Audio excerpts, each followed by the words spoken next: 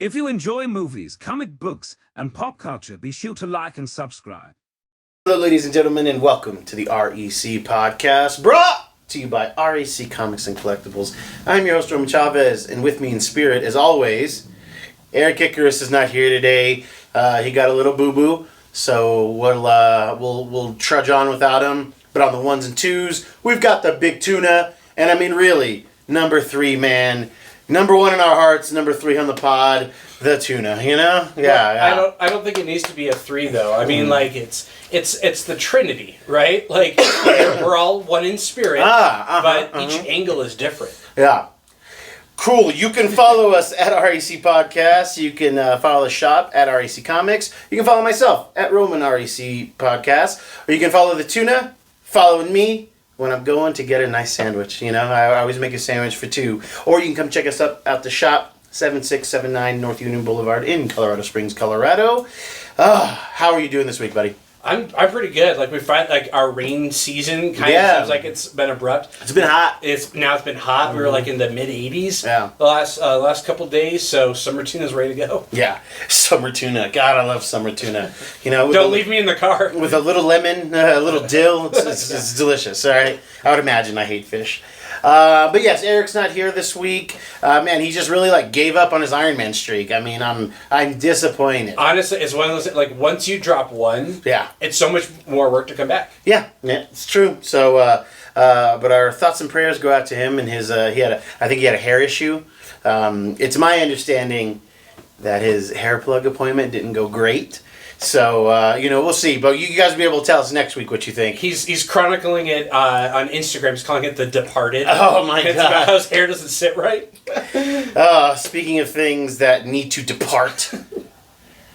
Kraven the Hunter. Sergei Kravenov. Spider-Man villain extraordinaire. A man who hunts and kills what he hunts. Sony has been talking about doing this movie for years and just really driving me nuts. What's the guy's name, Big Tuna? Aaron Taylor Johnson. Aaron Taylor Johnson plays our main character in Sergei. Oh, I think it's going to be Sergei. Okay, I didn't hear them talk. But I'm going to let you go because I feel a certain way about this, okay? What did you think? You sent me the links, which actually got pulled before I could watch them on your links. Yeah. So the big thing, Sony was hyping up Wednesday as being like it was going to be the big Kraven reveal. Yeah. Stuff got leaked early. Both the green band, the wide audience trailer, and the red band. And this leans back to what we previously heard that it was going to be. It was what's the convention? Expo. The Fan Expo? CinemaCon? CinemaCon. Yeah. So at CinemaCon, where they debuted the footage, where we learned that Rhino was going to be a villain as a which I didn't know until I watched this. Spoilers, kids. We're going to be talking spoilers. They did say that this is this is an R movie.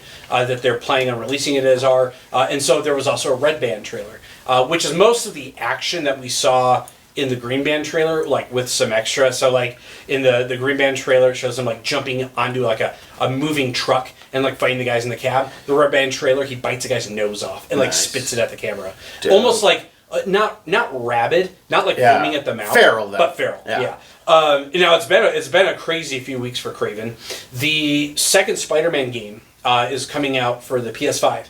And they released the footage of it, and there was a lot of big reveals. Everyone knew Venom was going to be part of the story. In some of the gameplay footage, we see Peter Parker with the alien suit on him, and you see things people were picking up that in some of the cutscenes of the footage they showed, Miles, because there was a Miles Morales game. This game is both of them, and so they're kind of web swinging, saving some people, and like Miles like sets the person down, and like Peter like shrugs them off, and like they roll, and then he turns around at the explosion because the symbiote's beginning to affect him. So like he's short with people, and he's not like, so that's kind of a cool take. But the lead into the Kraven footage is that we see this person hunting someone in the jungle. They see like a lion's mane and they think they got him, and then Kraven comes up behind him and kills him. And then clever girl. And so it looks like the video game marketing is that Kraven and his team are coming to New York, presumably to hunt Spider-Man, although the footage does refer to Dr. Connors and a giant lizard that you're chasing after. Like, you see a big tail in the water. So, it could be that that's what brings them originally. But there was a lot of talk about how people loved the Kraven look, and it looked like a good adaptation of the comic and the cartoon, especially. That's where I know him from the most. This does not look like any of that. No. This is, again, when I watched the footage, and it wasn't bootleg footage, like, it was high quality footage. Yeah. It truly does. It feels exactly like Venom. It feels exactly like Morbius. And I know that there was a lot of people that loved the Venom movie. I think they loved the Venom character. Yes. More than the movie itself. It's not the movie, it's Venom. Yes. You know? And people like Tom Hardy. Yeah, and I get that. Like, there are people that will show up to a movie for the actor or for the character. I totally get that. They did not show up for Ezra Miller this weekend. But no, they didn't. I guess that's another thing. If people were showing up for anything, it was for Keaton. Yeah. But that was evident in the fact that if you look at the total minutes of all the marketing that's been released, Flash is just over 50% of all that's shown. It leans heavily into the Supergirl and Keaton Batman and Ben Affleck Batman. Yeah. To the point where, again, I would say, having now watched the Flash, it's not as much of a Flash movie as it should have been. Yeah. It was a DC multiverse movie. Yeah. I'm sorry to have derailed you. Please, No, yeah. Please continue. So back to Kraven again. It feels like Morbius all over again. It feels like Venom all over again. This does not look like anything that moves us in the direction that I want to see Spider-Man villains go. Yeah. Because again, by giving each of these villains their own solo movies, you see them more as the hero. Yeah. Yeah. And we said, before the recording, what if all this is leading towards, a version of a Sinister Six going up against Spider-Man? That's awesome. But the audiences have already become acclimated that Tom Hardy's Eddie Brock is more of a good guy than a bad guy, and that Morbius is a challenged, struggling good person that has this other, it's a Jekyll and Hyde scenario. I'm sorry, that doesn't make for good conflict because what makes a good conflict is that the stakes have to be high. Yeah. And by giving us Kraven as the protagonist of this movie, it's going to be incredibly difficult to make him the antagonist in a future one. And if anyone were to disagree with that, I would refer them to Batman vs Superman. Yeah. In which the story really makes you feel, and it's clearly directed in a way that you're supposed to see Batman as the antagonist. Well. Lex is doing his Lex thing, but you're supposed to see, it's Bruce who sees Superman as a threat, not Superman seeing Batman as a threat. And you kind of get this obsession, even Alfred tries, talking him down. Yeah. And, you do get the scenes where, you get, when you see what these people can do, you get why you'd be concerned and scared of their potential. But again, you knew going into Batman vs. Superman that one wasn't going to kill the other. That they're, because that's not a Batman thing, and that's not a Superman but thing. again, to your point about Marvel movies, no stakes. Yeah. There's no real stakes in this. Yeah. So if they're doing these solos to build into a team up, what are the stakes going to be in that team up? Because I'll tell you this: the way it's gone, a Sinister Six movie against Spider-Man would end up being Sinister Six and Spider-Man against a bigger threat. Yeah. And then the fans are going to be pissed because they're going to be cheated out of this awesome. Could you imagine the Justice League and the Legion of Doom teaming up to stop, Doomsday or something or Darkseid? Darkseid, yeah. Again, it's one of those things where you lose the stakes, and this movie doesn't feel like there's any stakes. Mm-hmm. Yeah, it's I don't know where they want to take us. I don't understand the journey. I don't like how they're making, this Madam Web thing, this thing with Kraven. So again, we're going to talk spoilers. He gets his power from its blood. That's not how blood mixing works. A lion's blood? Drips into his arm. Now, I'm sure they're going to have it it's some, shaman. Ancient, yeah. There's going to be some ritual to save his life. Yeah, the rains blessed him, know. And coming in 12:30 flight. And but I don't like that as in the comic it was very similar to a Wakandan herb. Yeah. And I get it. You could make it whatever, but I don't know. The blood thing is just always weird. It just doesn't. It grosses me out. And we've seen it better. We've seen it done better, like the stuff with the Hulk. Even though the She-Hulk, we didn't like her blood, that whole scene. I thought it was fine. But more importantly, in Incredible Hulk, when we see Samuel Stern be affected by that, which I think we'll get to a little bit later. But I was not impressed with this trailer. I liked the Morbius teaser, the first trailer that I saw.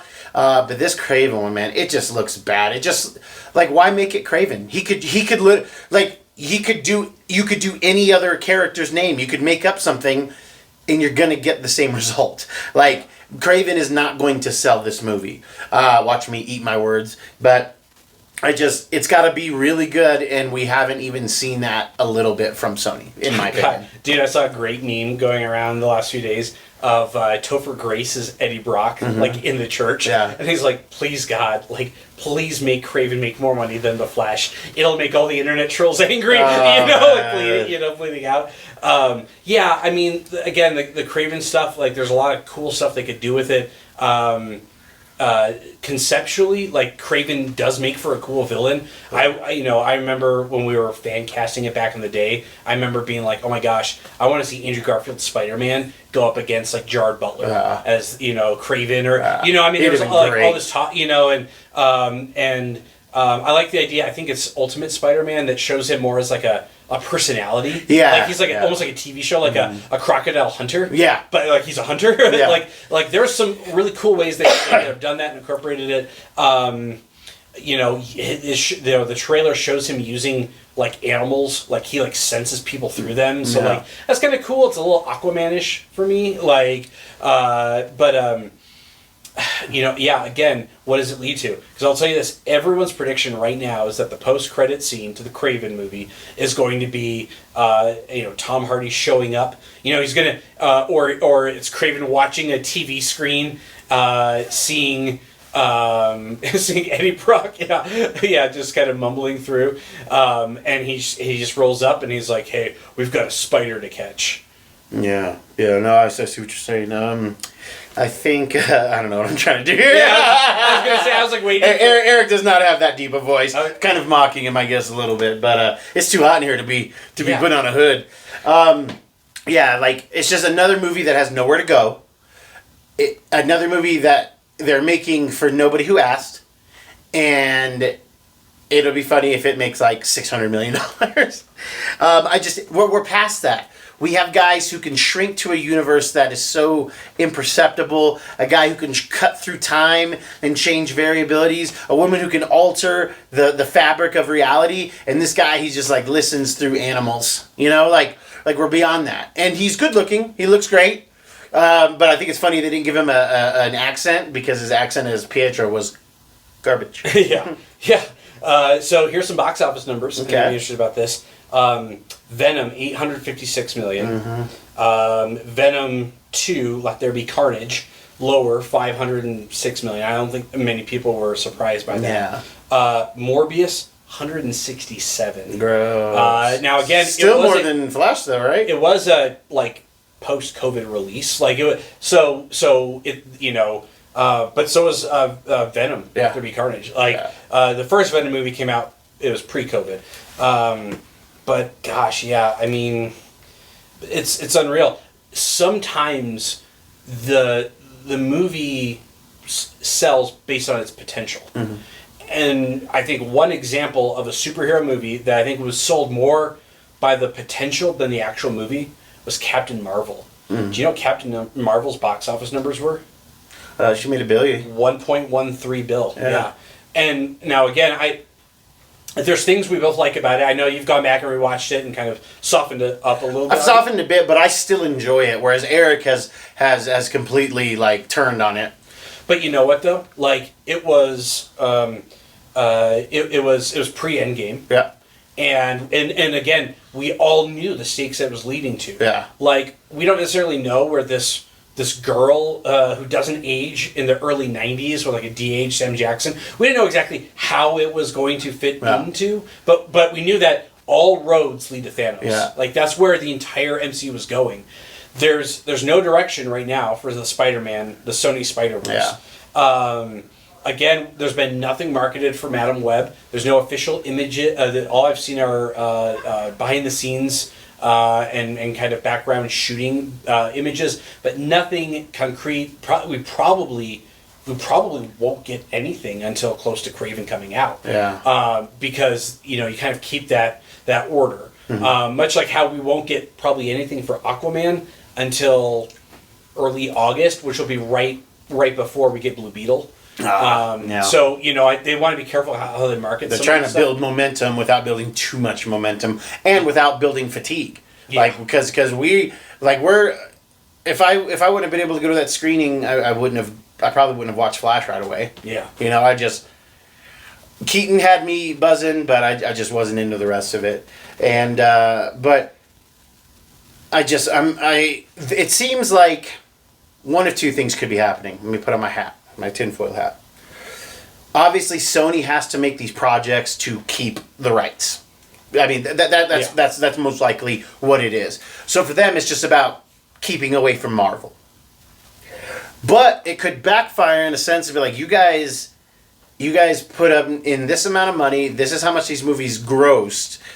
Let's say it's $2 billion, which is crazy to think.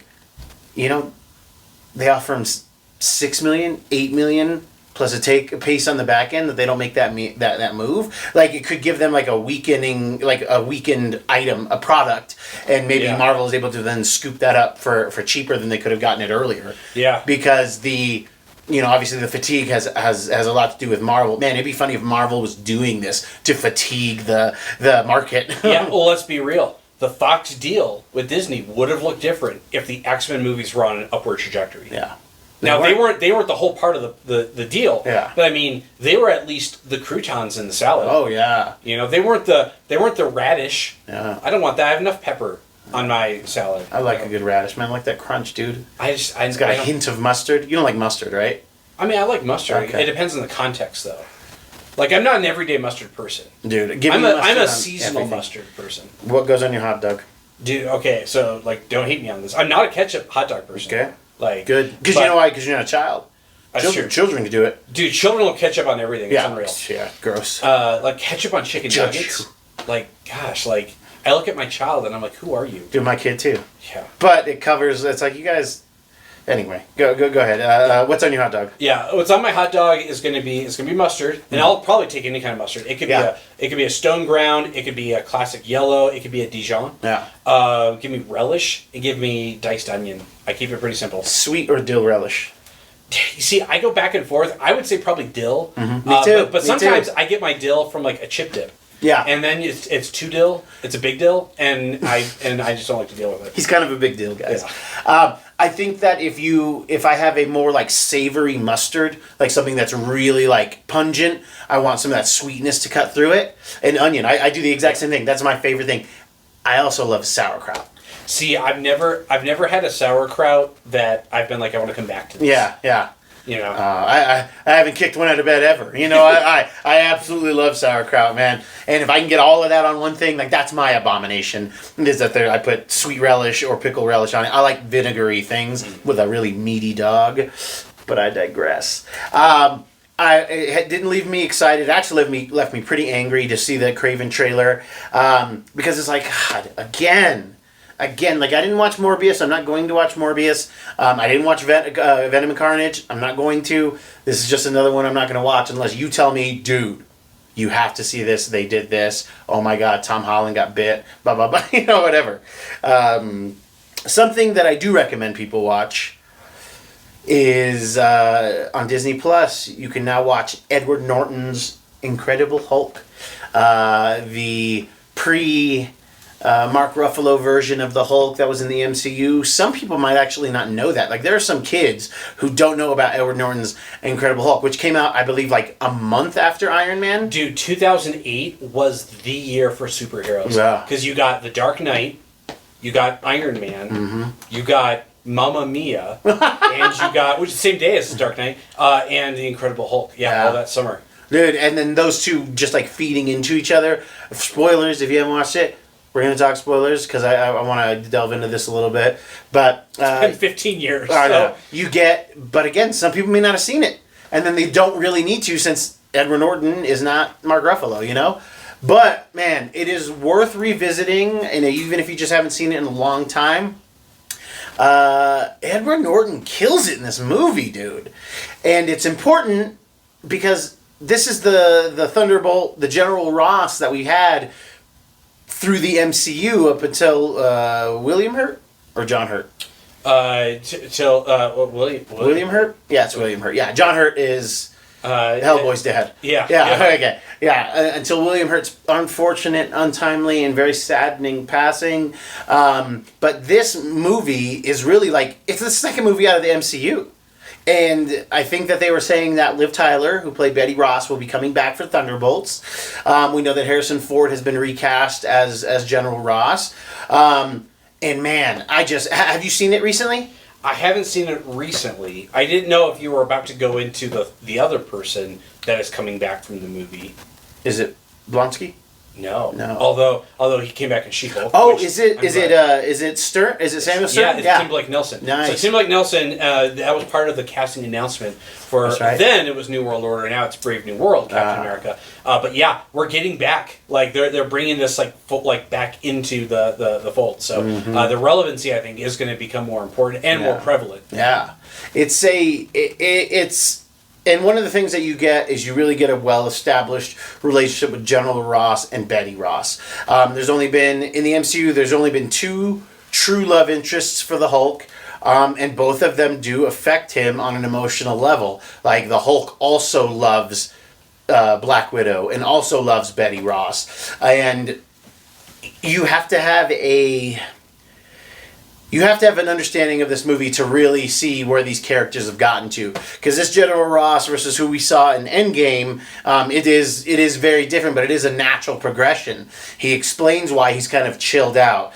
In the opening of this film, you see like a kind of a quick sum up of like Bruce being infected by the gamma radiation, him hulking out, him going towards like Betty's body, and like General Ross like covering her with his like he's all cut up and everything, like trying to protect his daughter. So you get the sense that he is at his heart at least a decent man, but he is, you know, America first and military first. You know, he says as far as he's concerned, Bruce Banner's body is the property of the U.S. government. You know, and it really set up the of his like science and tech savvy, his ability to like be on the run. They say that he was on the run for 5 years.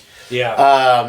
Avoiding, any type of detection. Yeah, and avoiding conflict. Mm-hmm. They did a fantastic job showing how he kept the Hulk under control. Yeah. His breathing, his meditation, like super genius way of like helping us feel the stakes, because that when the tension gets elevated, you get that heart rate going and all that jazz, and you just know, that the gears are beginning to turn. Here's a couple crazy numbers. So, first Iron Man, which releases May 2008, box office $858 million. Okay? Nice. Incredible Hulk, what do you think? Higher or lower? Lower, and I say 600 million. Will that be higher? I thought you said it was 858 million.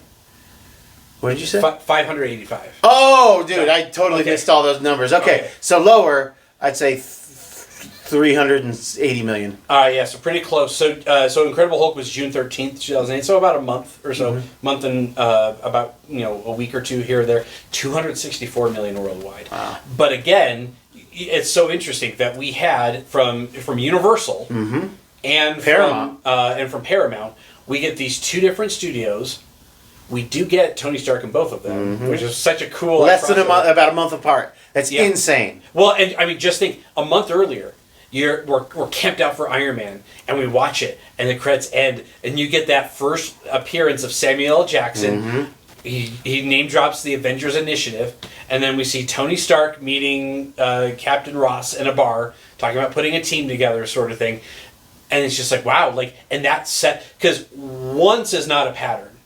Like, the end credit could have been a one-off. Yeah. But now with these 2 movies, part of an integrated universe, we're seeing how the integration is beginning to form, right? We don't need to be told that Robert Downey Jr. walking in is Tony Stark. It's so crazy. It was a month apart. Yeah. That doesn't happen anymore. Never. It doesn't happen. You know, that's all that magic of Phase 1. Yeah. Like, Phase 1 was so well thought out and well executed, and right now it's just in such disarray.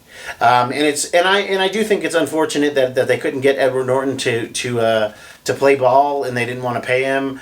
And I guess he would have some type of creative control that was in his contract. That's the rumor mill. But Mark Ruffalo stepped up, really established himself as the Hulk well in Avengers. I mean, were you at that San Diego when they announced it? Were you there that year with Joss Whedon? No, because that would have been 2009.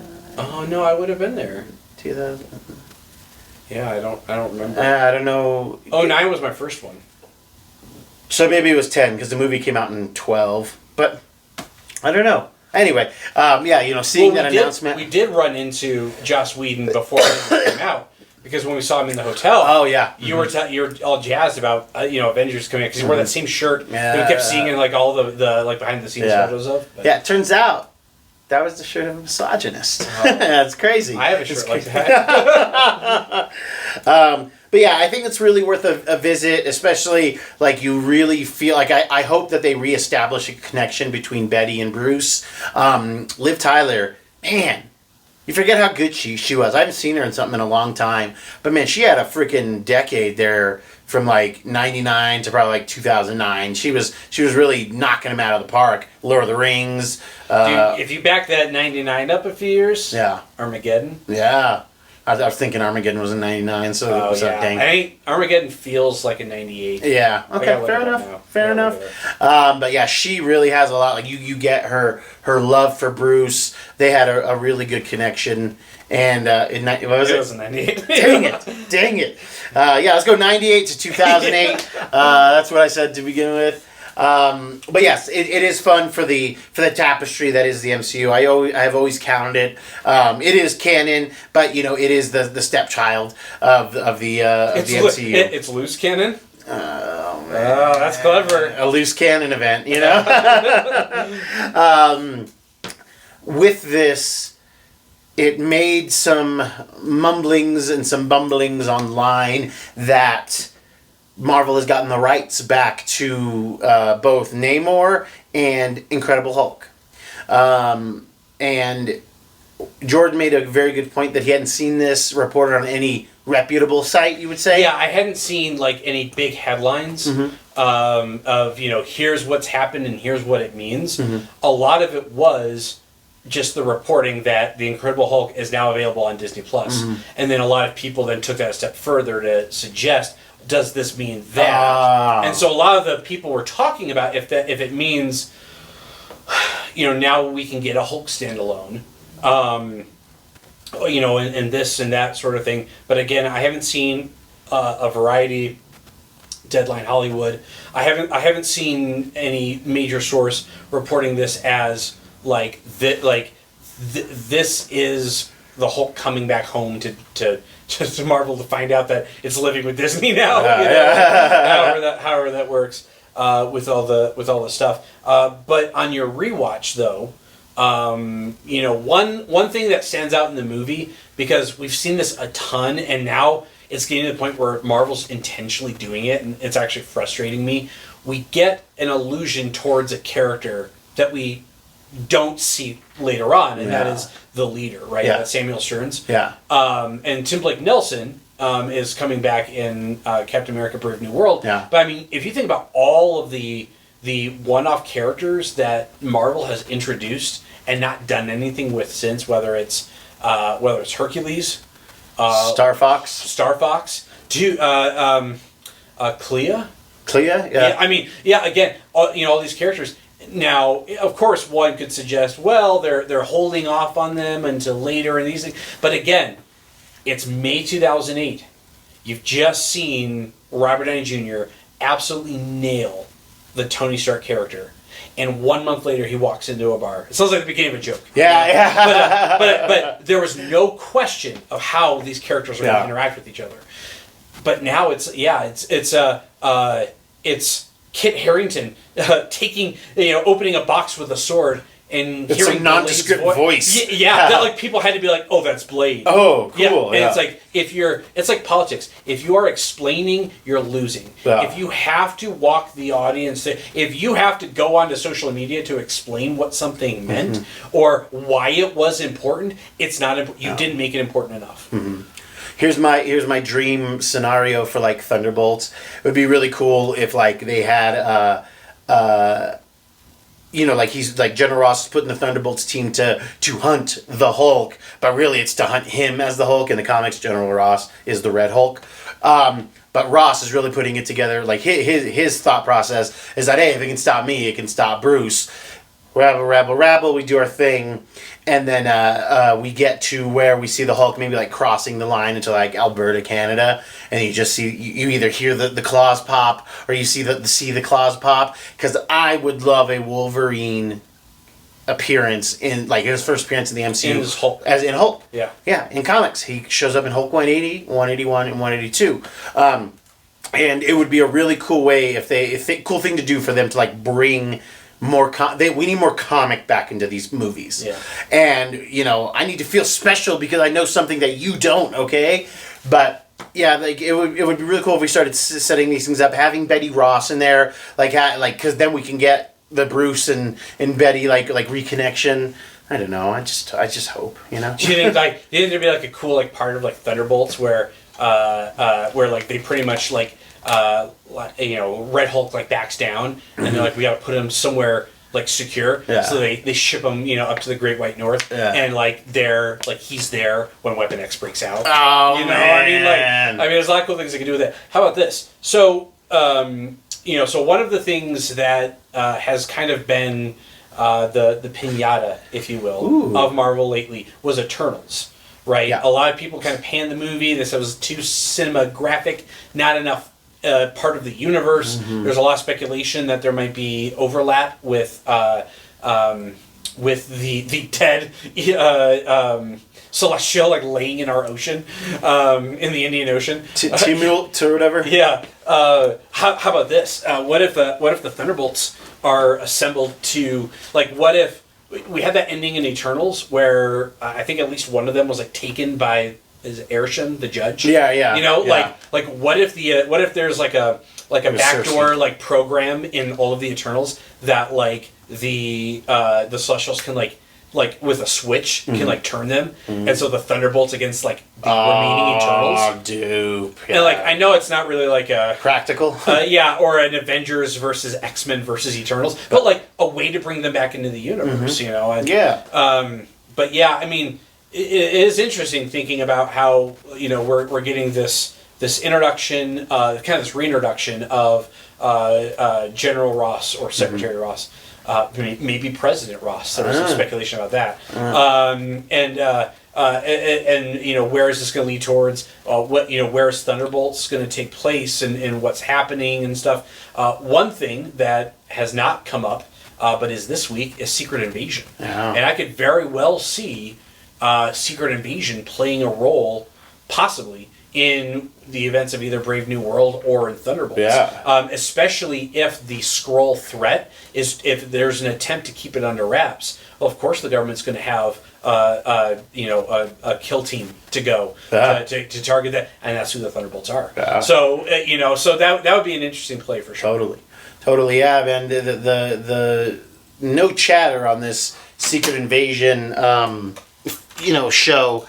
No hype, nobody see. Like, I'm excited for it, but I already know, I do have a very realistic expectation of being let down because it's too big an event to just do one miniseries, and it seems like it's very, they're calling it the no superhero show, but maybe it'll set stuff up for Armor Wars. Maybe it'll set stuff up, like you said, for Brave New World. Maybe the Skrulls are trying to get to the resources from the Celestial Child. Who's to say? Who's to know? Yeah, one thing I'm looking up quick, because I don't understand this, they've been building Secret Invasion as a 6-episode series. Yeah. I don't know if all 6 are going to drop tomorrow. I don't think so.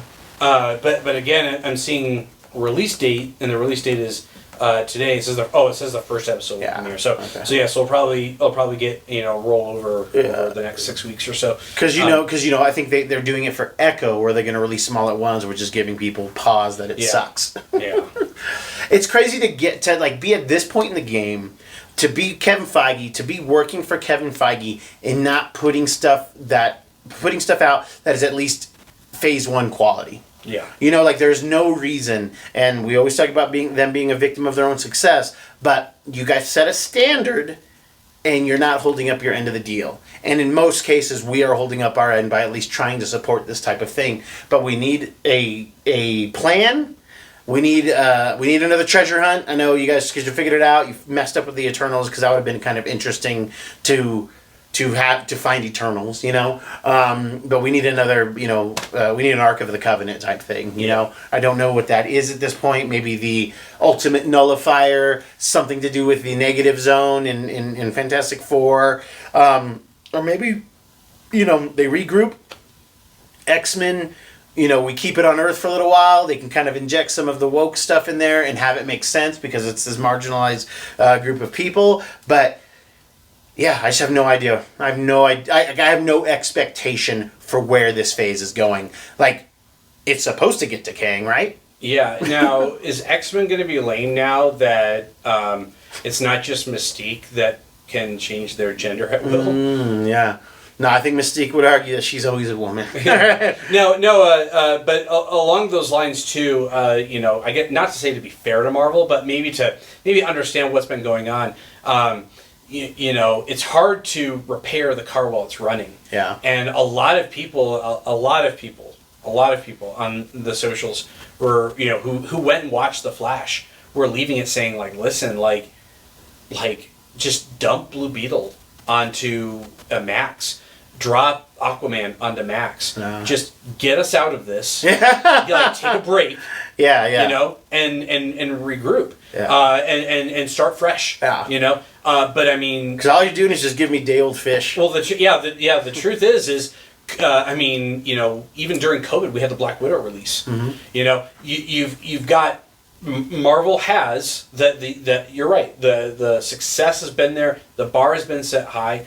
They have to release product, and when you have to do something, it is never as good as when you want to. Mm-hmm. And I do believe that there are there's good people at Marvel. I mean, as much as people can pinata Kevin, look at what he gave us. It's been more hits than misses. And it's still better than most of the DC stuff you're putting out. Exactly. Yeah. So it's like I'm sorry, they're getting on base a lot more than DC. Yeah. So they're getting runs. This is Moneyball. Yeah.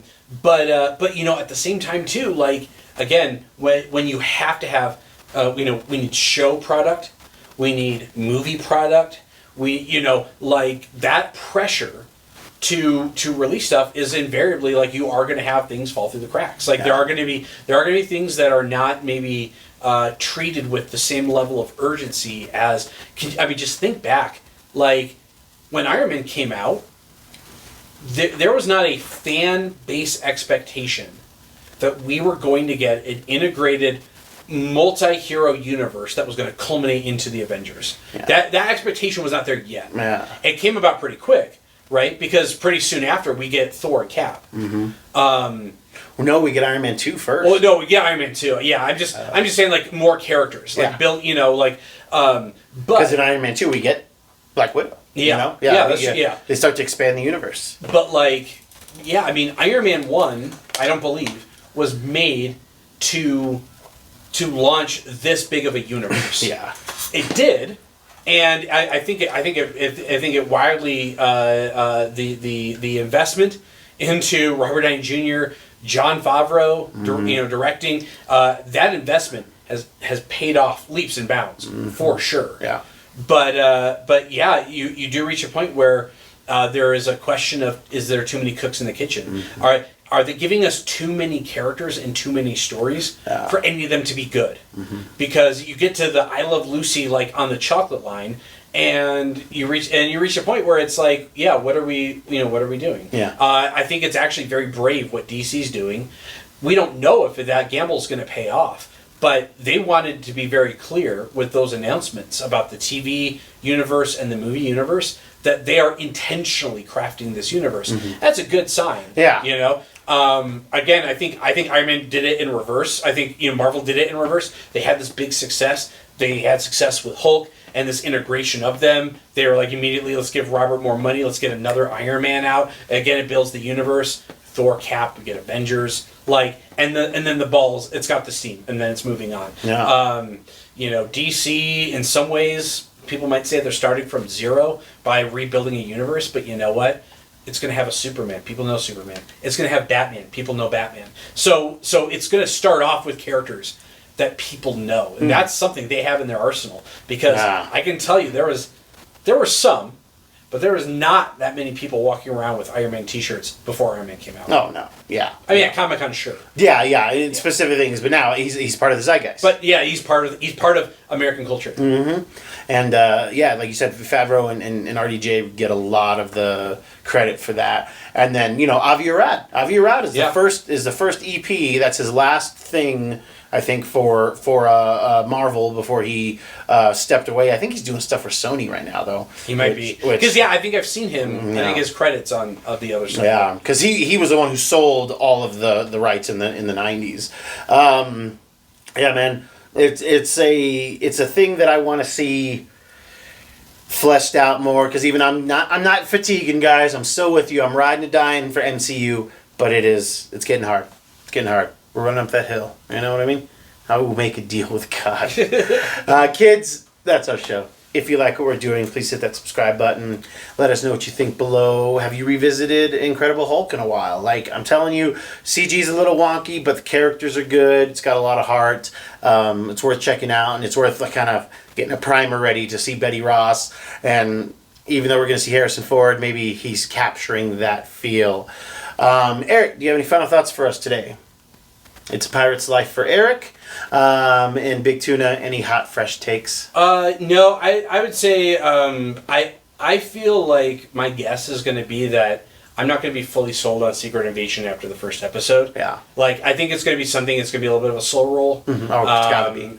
But yeah, I want to give it a chance. Mm-hmm. It's got a bunch of actors I like that are coming in new to the Marvel Universe. Mm-hmm. But yeah, we're getting back some of those frustrations. Colby's coming back as Maria Hill. Mm-hmm. We're getting Ben Mendelsohn's Talos back. But yeah, Olivia Colman, Emilia Clarke. Yeah. Getting some fresh blood. Who's that hot dude from Bridgerton? Renee Corinne Jean-Pierre. That's President. Yeah. He's the guy in Dungeons and Dragons, I think. I didn't see that. Yeah. Well, I've watched Bridgerton. So. Yeah, neither have I. But he's hot. Yeah. Yeah, but anyway, so if Secret Invasion doesn't catch you the first episode, I think there's going to be some things for me I'm going to like and not like, but let's give it a chance. All right, kids, thank you for watching. Thank you for listening. I have been your host, Omen Chavez, and for the Big Tuna, we will catch you on the next podcast.